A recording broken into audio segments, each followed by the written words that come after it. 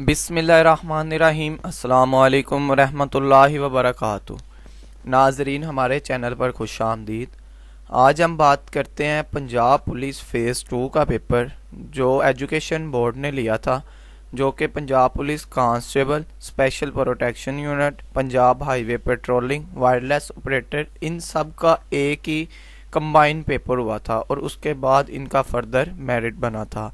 तो उस पेपर को सोल्व करके मुकम्मल उसकी क्लासिफिकेशन करके डिटेल के साथ वीडियो बनाई गई है। वो बच्चे जिन्होंने पंजाब पुलिस का अब रिटन पेपर देना है और वो तैयारी कर रहे हैं, तो ये उनके लिए बहुत ही मुफीद साबित होगी वीडियो। तो सब बच्चे इस वीडियो को मुकम्मल देखें, ज़रूर फ़ायदेमंद साबित होगी। तो नाजरीन, अगर अभी तक आपने हमारे चैनल को सब्सक्राइब नहीं किया तो बराए मेहरबानी हमारे चैनल को सब्सक्राइब कर दें और बेल आइकन पर क्लिक कर दें ताकि हर नई आने वाली वीडियो आपको वसूल हो सके। सबसे पहले बात करते हैं हम जीके पोर्शन के हवाले से।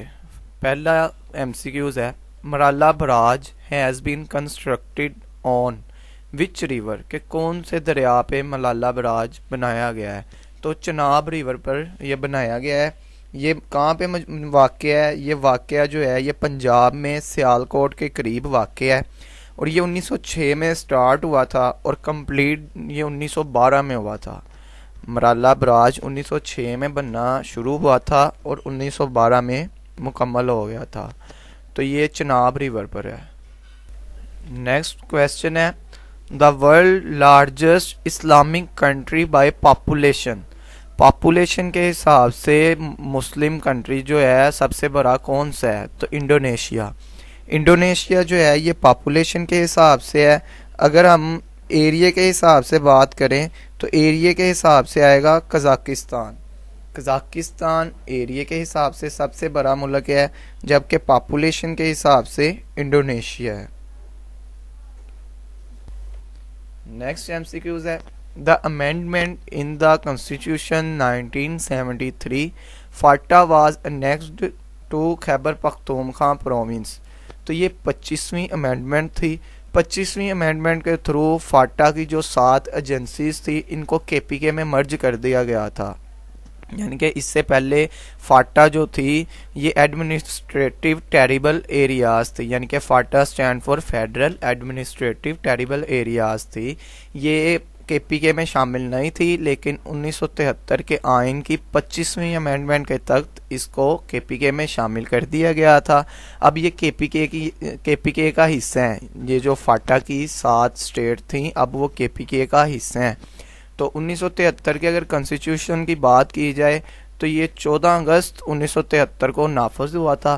तो फादर ऑफ कॉन्स्टिट्यूशन कौन थे? ये जुल्फ़कार अली भुट्टो थे, क्योंकि उनका तब वो प्रेसिडेंट थे। 1973 के बाद वो पीएम बन गए। इसके बाद इसकी 280 दफात हैं, यानी कि 1973 के आइन के 280 आर्टिकल हैं। ये चीज़ें आपको एक्स्ट्रा इसलिए बताई जा रही हैं कि वो इससे रिलेट क्वेश्चन कर सकता है कि, और ये आपको ऑलरेडी पता होनी चाहिए। नेक्स्ट एमसीक्यूज है, the number of seats reserved for women in national assembly. तो औरतों के लिए, ख़वातीन के लिए नेशनल असेंबली में कितनी सीटें हैं? 60 सीटें औरतों के लिए नेशनल असेंबली में हैं। तो ये टोटल जो है ये 342 हैं। टोटल सीट 342 नेशनल असेंबली में, जिसमें से 272 जनरल सीट हैं, यानी कि जनरल सीटें 272 और 60 वुमेन के लिए, मिनॉरिटी के लिए 10 हैं। तो ये टोटल हो जाएंगी 342। और उलमा कराम के लिए इसमें कोई सीट नहीं है। नेशनल असेंबली में उलमा कराम की स्पेशल कोई सीट नहीं है। मिनॉरिटी की 10 हैं, वुमेन की 60 हैं और जनरल सीटें 272 हैं। तो ये टोटल मिला के बन जाती हैं 342। नेक्स्ट एमसीक्यूज है, the height of Tirichmir peak is about. तो ये कितनी है? 7690 मीटर है। ये किस सिलसिले में आती है? ये हिंदुकश रेंज में आती है। हिंदुकश की बुलंद तरीन चोटी जो है वो तुर्चमीर है। इसकी हाइट 7690 है। इसी तरह हिमालय सिलसिला आता है, हिमालय माउंटेन रेंज है। उसकी सबसे बड़ी चोटी कौन सी है? वो माउंट एवरेस्ट है। इसकी हाइट कितनी है? 8848 मीटर है। ये कहाँ पे है? ये नेपाल में है। और इसकी हिमालय रेंज की सबसे बुलंद चोटी जो पाकिस्तान में है उसका क्या नाम है? उसका नाम नागा पर्वत है। नागा पर्वत को डेथ या किलर माउंटेन भी कहते हैं। और इसके अलावा जो पहला पाकिस्तानी था नज़ीर साबर था जिसने माउंट एवरेस्ट को स्केल किया था। ये आपने करंट अफेयर में भी लिख सकते हैं या एक्स्ट्रा नॉलेज भी रख सकते हैं। और इसी तरह जो कराक्रम रेंज है, कराक्रम की बुलंद तरीन चोटी जो है वो K2 है। उसके अलावा इसकी हाइट कितनी है? उसकी हाइट 8611 मीटर है। इसका दूसरा नाम जो है गॉडविन ऑस्ट्रेन है। तो ये चीज़ें आपने याद रखनी है। जो पहला पाकिस्तानी मर्द था उसका नाम अशरफ मान था जिसने 1977 में K2 को स्केल किया था। ये एक्स्ट्रा चीज़ें हैं, आप इसको लिख सकते हैं। जो इससे रिलेट है, इस क्वेश्चन से रिलेट, वो ये पूछ सकता है। ठीक है, अब जीके पार्ट तो ख़त्म हो गया है। इसके अलावा अब स्टार्ट होता है इस्लामिक पोर्शन। क्योंकि मैंने आपको स्टार्ट में बताया था कि पेपर की क्लासिफिकेशन की थी, जनरल नॉलेज सेपरेट किया था, Islamic portion separate, English separate, Urdu और मैथमेटिक्स सेपरेट डिस्कस किया जाएगा। इसलिए आपको कहा जा रहा है कि मुकम्मल वीडियो ध्यान से देखें और जो एक्स्ट्रा नॉलेज बताया जा रहा है इसको लिख लें, इंशाल्लाह आपके लिए फ़ायदेमंद साबित होगा।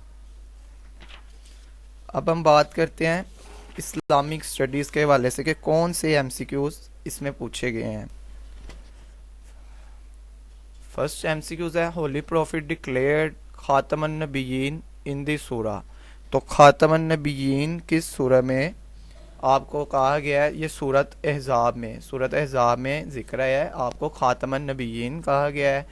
ये 33 नंबर सूरा है, सूरा अहज़ाब कुरान पाक की 33 नंबर सूरा है। टोटल कुरान पाक की सूरतें जो हैं वो 114 हैं। 114 में से जो है 33 नंबर सूरा अहज़ाब है। ये मदनी सूरा है, इसमें 9 रुकू 73 आयात हैं।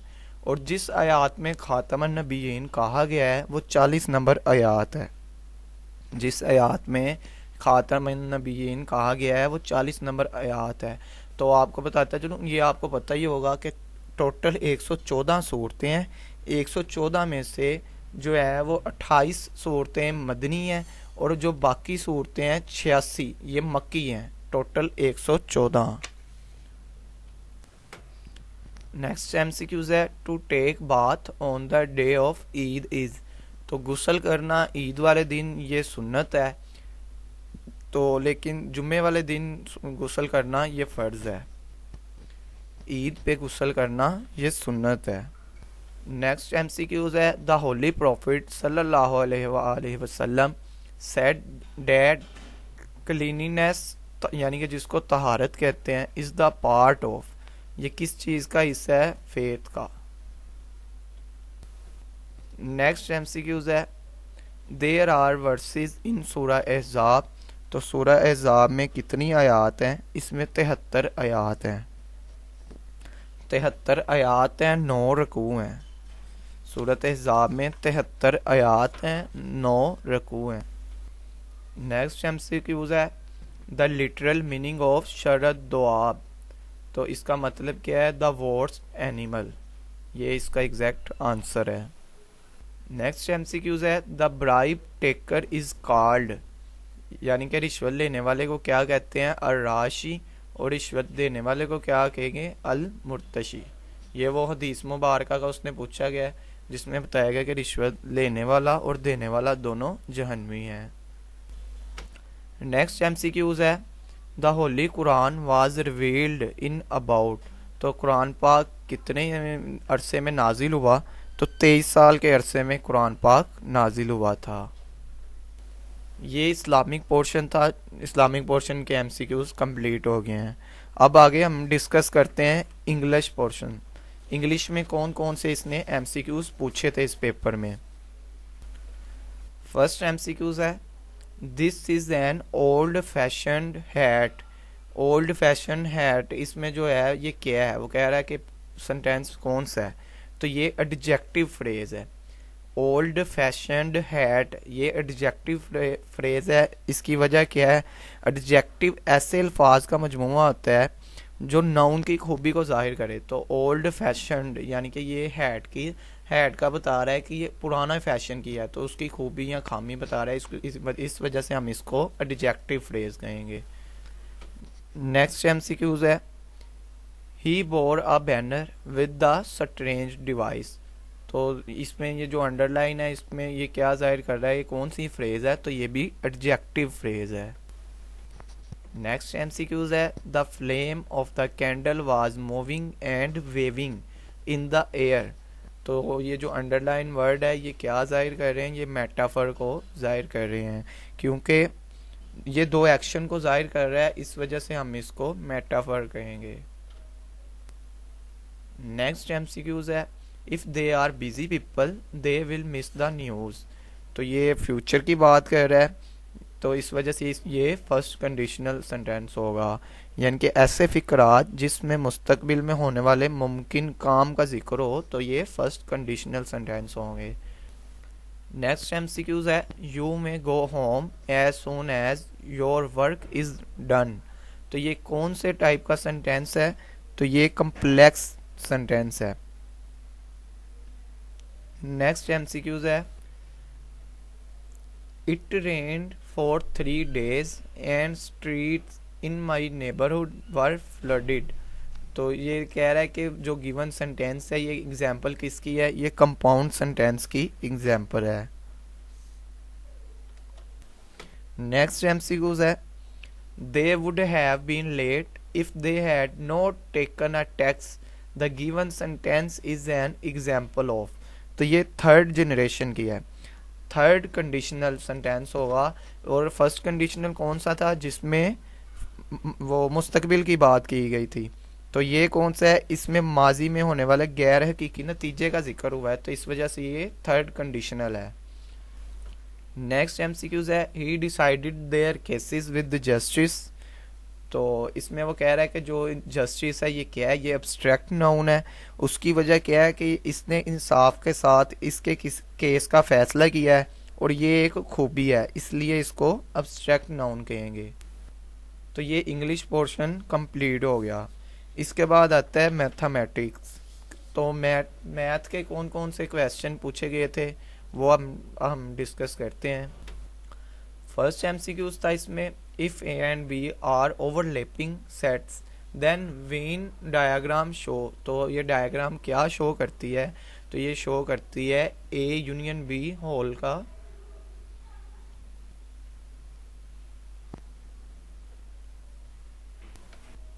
नेक्स्ट एमसीक्यूज है, log 25 माइनस 2 log 5 किसके इक्वल है, तो इसका आंसर है log 1 के ये इक्वल है।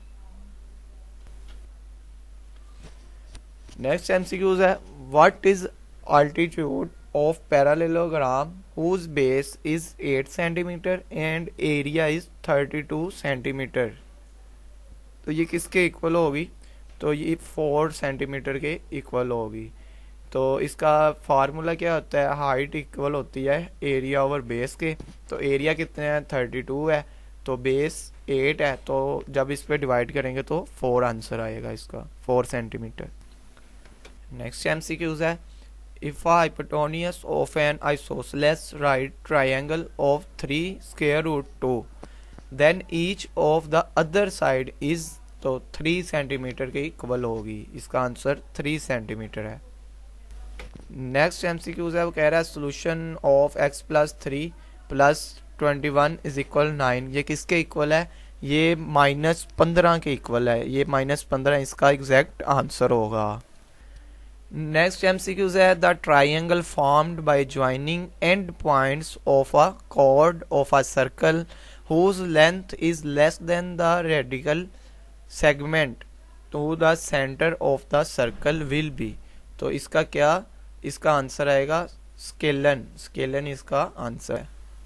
ये था मैथमेटिक पोर्शन कंप्लीट हो गया। अब उर्दू के जो एमसीक्यूज पूछे गए थे वो हम डिस्कस करते हैं। उर्दू का पहला एमसीक्यूज था,